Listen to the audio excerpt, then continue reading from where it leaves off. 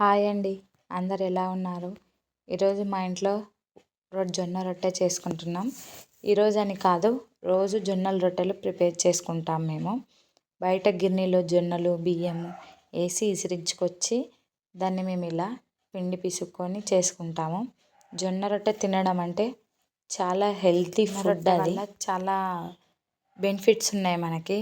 Weight loss కావడం కానీ, హెల్తీగా ఉండడం కానీ, షుగర్ పేషెంట్స్ కానీ, బీపీ పేషెంట్స్ కానీ కంపల్సరీ తింటారు రొట్టె.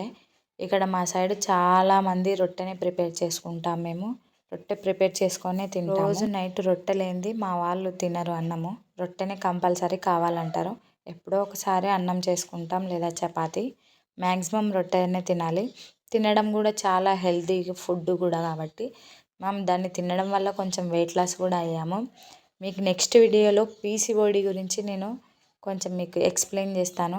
ఎందుకంటే నేను దాని దగ్గర సఫర్ అవుతున్నాను కాబట్టి. పీసీఓడి ఎలా వస్తుంది, ఎలా పోతుంది, ఏం చేస్తే పోతుంది అని చెప్తాను మీకు.